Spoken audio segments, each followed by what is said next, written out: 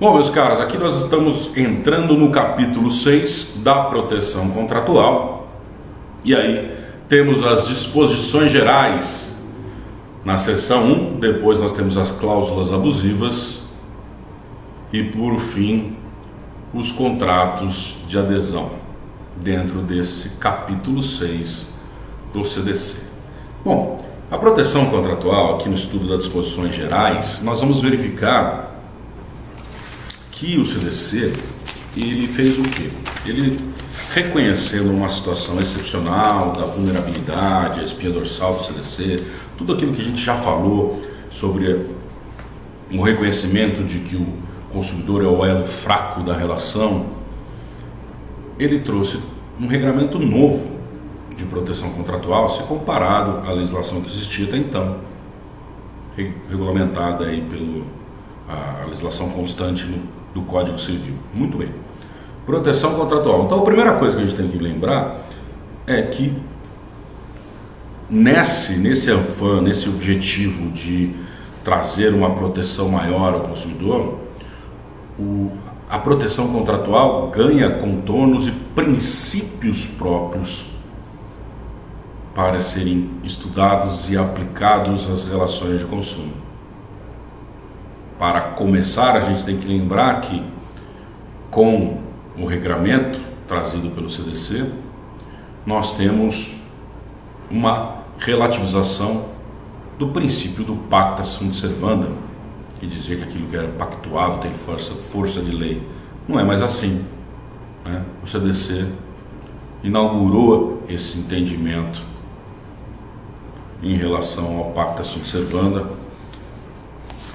nas relações entre fornecedores e consumidores e trouxe todo um tratamento principiológico próprio, como eu disse.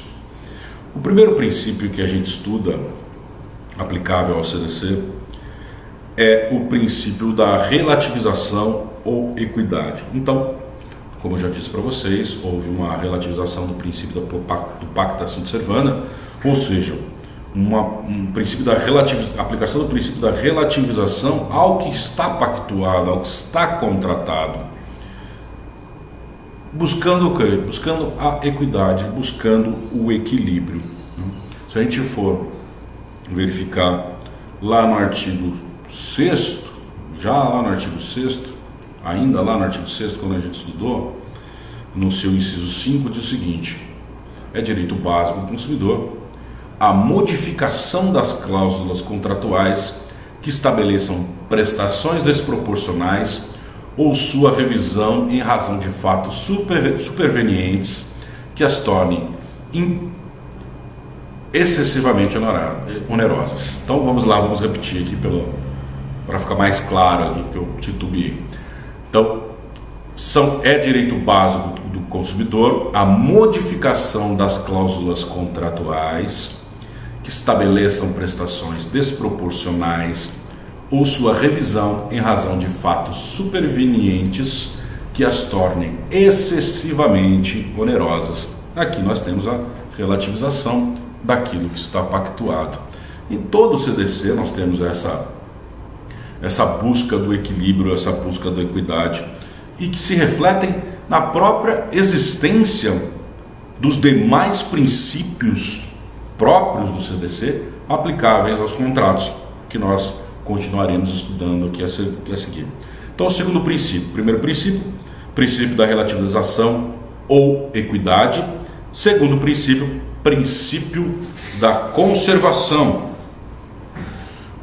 Diz o artigo 51, parágrafo 2º, o seguinte: a nulidade de uma cláusula contratual abusiva não invalida o contrato, exceto quando de sua ausência, apesar dos esforços de integração, decorrer ônus excessivo a qualquer das partes. Então, quando o juiz se depara com uma cláusula abusiva, tanto pela alegação da parte ou de ofício, ele pode invalidar essa cláusula abusiva. Ele deve invalidar. A cláusula abusiva, ela é nula de pleno direito. Então, quando ele anula a cláusula, ele precisa fazer um esforço de integração para que seja preservada a vontade das partes, a vontade da contratação, a vontade expressa na contratação. Então, ele tem que buscar preservar o contrato, né? Porque em algumas situações a nulidade de uma cláusula ou de algumas cláusulas contratuais pode gerar a impossibilidade de manutenção daquele contrato. Muito bem? Terceiro princípio, princípio da transparência. E está refletido ali no artigo 46 das disposições gerais. Os contratos que regulam as relações de consumo não obrigarão os consumidores, se não lhes for dada a oportunidade de tomar conhecimento prévio de seu conteúdo ou se os respectivos instrumentos forem redigidos de forma a dificultar a compreensão de seu sentido e alcance.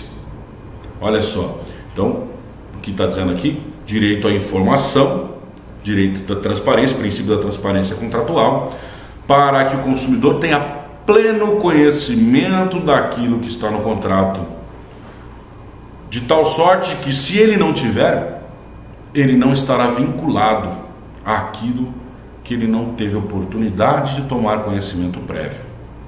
E não basta ler o contrato para o consumidor.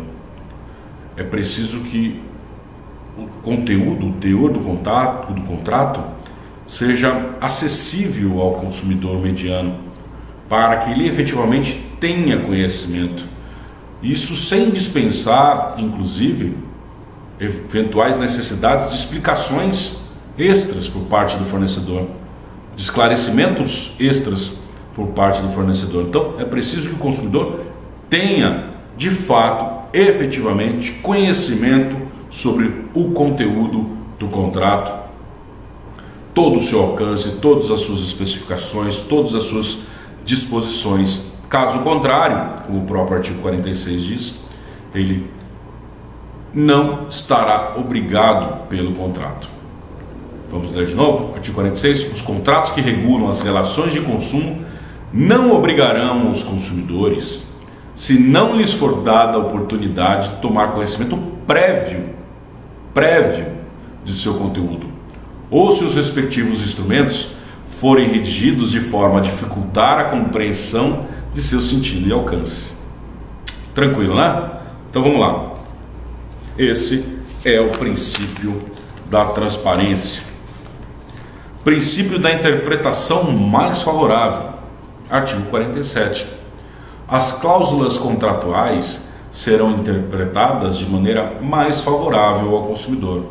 Então, quando eu trouxer a cláusula contratual, as disposições contratuais trouxerem uma dificuldade de interpretação, ou forem ambíguas, ou não forem claras, o contrato deverá ser interpretado de forma mais favorável, na dúvida, de forma mais favorável ao consumidor. Tá? Evidentemente, ainda tem aí as questões das abusividades que devem ser consideradas nulas, mas não estamos falando disso, nós estamos falando das situações em que há dúvida, né? Então, nas situações em que há dúvida e que não configure necessariamente uma abusividade, ainda assim, aquela cláusula, ou aquelas cláusulas, ou aquele contrato deverá ser interpretado de maneira mais favorável ao consumidor. Quinto princípio, princípio da vinculação pré-contratual. Bom, a vinculação pré-contratual nós já vimos que ela existe na oferta, que ela existe também na publicidade, espécie de oferta, né? E o artigo 48 diz o seguinte, que ela existe também no orçamento, já falamos disso. E o artigo 48 diz o seguinte: as declarações de vontade constante de escritos particulares, recibos e pré-contratos relativos às relações de consumo vinculam o fornecedor, ensejando inclusive execução específica nos termos do artigo 84 e parágrafos. A execução forçada da obrigação, nós já estudamos aí o artigo 84 e seus parágrafos. Então aqui nós temos a vinculação. O legislador, além de ter vinculado o fornecedor pela oferta, pela publicidade como espécie de oferta, pelo orçamento, arrematou aqui no artigo 48 dizendo o seguinte: não só isso, mas também os escritos particulares, recibos e pré-contratos vinculam o fornecedor, dando ao consumidor inclusive o direito da execução específica, se utilizando ainda as ferramentas previstas no artigo 84 e parágrafos. E, por fim, aqui, dentre os princípios, nós vamos estudar o 6º princípio contratual, que é o princípio da boa-fé objetiva. Falamos já da boa-fé objetiva, agora nós estamos falando da boa-fé objetiva nos contratos, né? Então, um claro exemplo da obrigação, né, da imposição da boa-fé objetiva está na seção seguinte aqui, que trata das cláusulas abusivas no artigo 51. Né? Nós temos um rol de condutas, né, ou de previsões, de estipulações contratuais que são consideradas cláusulas abusivas, e o desrespeito a estas, ou seja, o enquadramento nessas previsões demonstra por si só a boa-fé objetiva, porque a boa-fé objetiva ela analisa o que? A conduta do fornecedor e não a sua intenção. E aqui a boa-fé objetiva aplicada ao contrato, ela analisa a conduta do fornecedor na contratação, né? Então, por exemplo, se ele estipula no seu contrato de adesão, que seja uma cláusula que transfira a responsabilidade a terceiros, como previsto no artigo 51, inciso 3, ele está demonstrando que ele não está respeitando a boa-fé objetiva, ou seja, a conduta dele está contrária a uma previsão sobre cláusulas abusivas, né? Então não precisamos analisar se ele tinha intenção ou não de enganar o consumidor, basta esta previsão para se verificar, olha, faltou a boa-fé objetiva na contratação. Evidentemente que o artigo 51 ele traz um rol exemplificativo, né?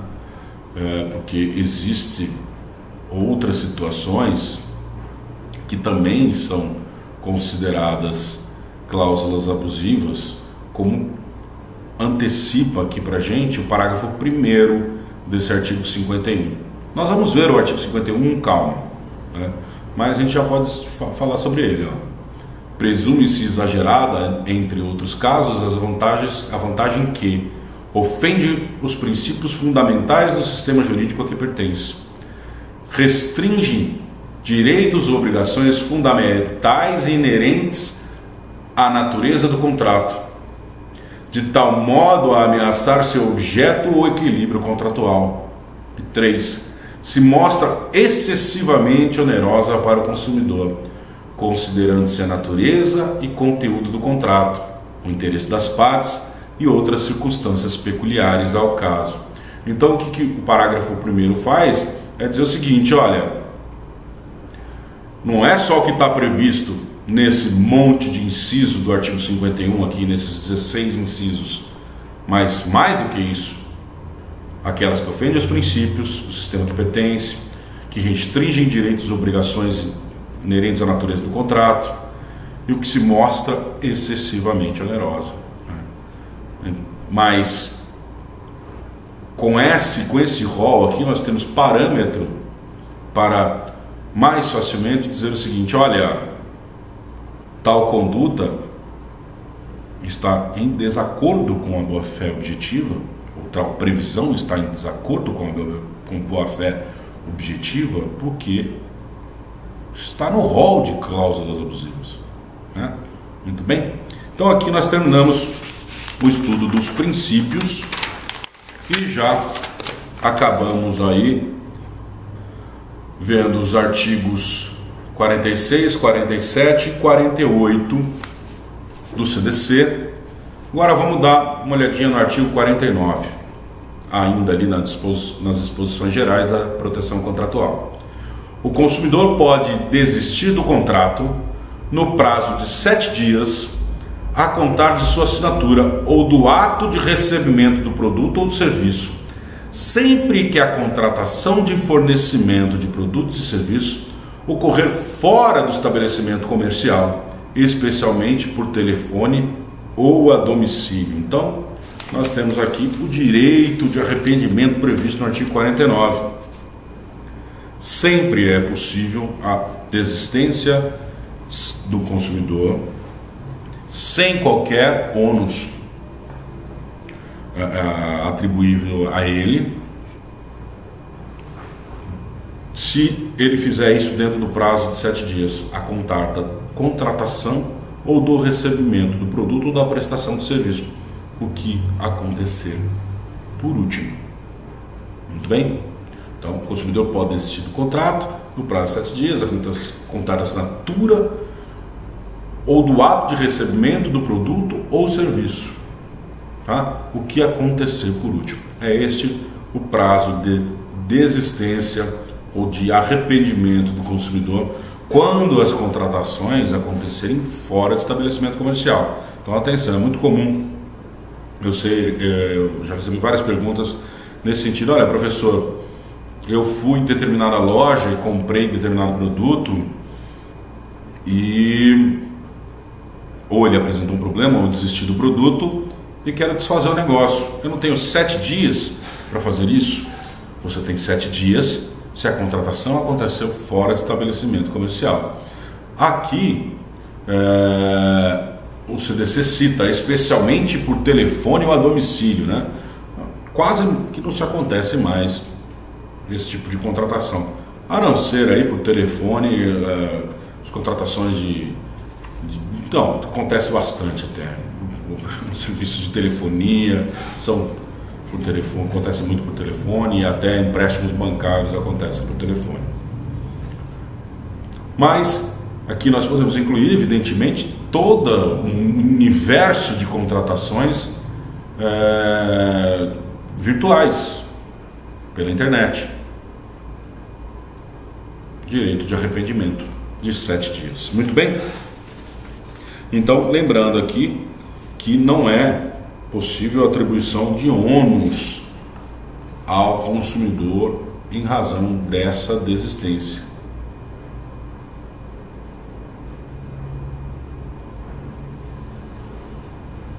Muito bem, então vamos lá. E aí, artigo 50 das disposições contratuais.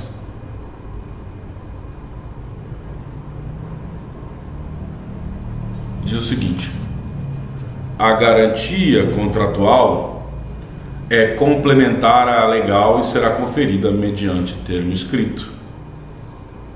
O termo de garantia ou equivalente deve ser padronizado e esclarecer de maneira adequada em que consiste a mesma garantia, bem como a forma, o prazo e o lugar em que pode ser exercitada e os ônus a cargo do consumidor, devendo ser entregue devidamente preenchido pelo fornecedor no ato do fornecimento, acompanhado de manual de instrução, de instalação e uso do produto em linguagem didática com ilustrações, né? Então nós temos aquela especificação que eu já trabalhei com vocês quando nós estudamos o artigo 26, que a garantia contratual ela é complementar à legal. Lembrando que garantia não é prazo de durabilidade de produto ou serviço ou prazo de validade de produto ou serviço. A garantia, o prazo legal previsto no artigo 26, se tratando de vício oculto, ele começa a contar a partir do momento em que ficar evidenciado o dano. Por isso que a garantia contratual ela é complementar à legal e não o contrário. Então, se eu adquirir um produto, vejam só, um produto, digamos, uma impressora, e essa impressora tem um prazo de garantia de 1 ano, e ela tem um vício oculto, e com 1 ano ela quebra, né? Eu tenho lá, tratando-se de um produto durável, eu tenho, pelo que prevê o artigo 26, eu tenho 90 dias, mais 1 ano, né? Porque senão, se o prazo contratual não é complementar ao legal, nós poderíamos dizer assim, olha, já passou um ano, então você só tem mais 90 dias. Não, não é isso, tá? O prazo contratual é complementar ao legal, ele vem depois, ele começa a contar depois de terminado, de cessado o prazo legal. Então, eu tenho, se eu for um cara bem preguiçoso, eu tenho aí 1 ano e 90 dias para fazer a reclamação perante o fornecedor a partir do momento em que eu constatar o vício oculto. Muito bem?